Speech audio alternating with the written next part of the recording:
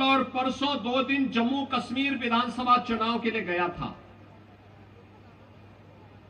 जम्मू में बारिश पड़ रही थी, मैं एयरपोर्ट के अंदर गया तो मैं तो अचानक ही अंदर गया था। मुझे तो वहां लैंड करके तत्काल वहां से हेलीकॉप्टर से प्रचार के लिए निकलना था, लेकिन मौसम खराब था इसलिए मैं अंदर चला गया।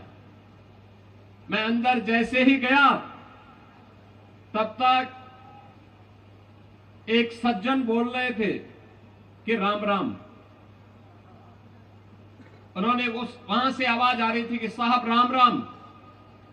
तो मैं, चूंकि मेरा कोई परिचय भी नहीं था वहां पे, ना मैं किसी को जानता था, तो मैं उधर देखा नहीं, मैंने उधर देखा नहीं। थोड़ी देर के बाद फिर आवाज आई कि योगी साहब राम राम। मैंने देखा तो वह एक मौलवी था। मैंने कभी मौलवी के मुंह से राम राम, तो मुझे लग गया, बहनों और भाइयों, मुझे लग गया ये 370 धारा 370 समाप्त होने का प्रभाव है। जो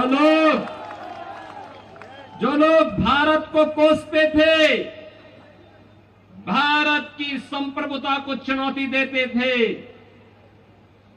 आज उनके मुंह से राम राम शब्द निकल रहा है।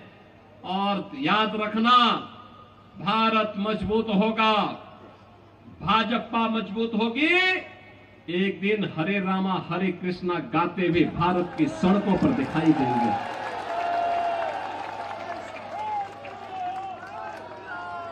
भारतीय जनता पार्टी क्यों आवश्यक है? इसलिए ही आवश्यक है।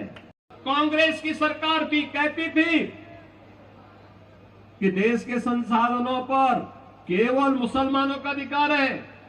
भाजपा तो ने नहीं कहा, मोदी जी ने तो कहा सबका साथ और सबका विकास। मोदी जी ने कहा सबका साथ सबका विकास। 80 करोड़ लोगों को फ्री में राशन, 60 करोड़ गरीबों को 5 लाख रुपए की आयुष्मान भारत की स्वास्थ्य सुविधा का कवर,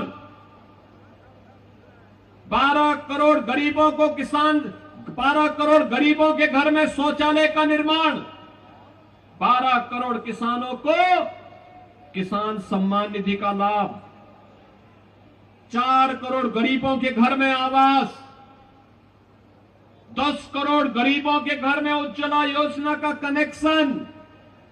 ये तो मोदी जी के नेतृत्व में दिया गया है। करोड़ों युवाओं के लिए रोजगार और नौकरी लेकर के भारतीय जनता पार्टी की सरकार आई। आज जहां जहां भाजपा की सरकार है वहां सुरक्षा भी है तो सुशासन भी है, विकास भी है, बेहतर भविष्य की कार्य योजना भी बन रही है। और इसीलिए हम कहने के लिए आए हैं, सुरक्षा के लिए, राष्ट्रीय एकता और अखंडता को सुरक्षित रखने के लिए, देश की एकता और अखंडता को सुदृढ़ बनाए रखने के लिए, एक विकसित भारत के लिए भारतीय जनता पार्टी आवश्यक है। मोदी जी के नेतृत्व में भारतीय जनता पार्टी आवश्यक है। और बहनों और भाइयों, भारतीय जनता पार्टी के डबल इंजन की सरकार ने हरियाणा में विकास किया है, मोदी जी के मार्गदर्शन में विकास किया है। और आज नायब सिंह सैनी जी के नेतृत्व में हरियाणा लगातार विकास के उन नए प्रतिमानों को छूता हुआ आगे बढ़ रहा है। कांग्रेस जिस समस्या का समाधान 65 वर्षों में नहीं कर पाई, 2014 में मोदी जी प्रधानमंत्री बने, 2017 में उत्तर प्रदेश में मोदी जी के आशीर्वाद और उनके आह्वान पर भारतीय जनता पार्टी की सरकार बनी 17 में, और 19 में अयोध्या में राम मंदिर का विवाद सदैव के लिए समाप्त हो गया। मैं इसीलिए कहता हूं,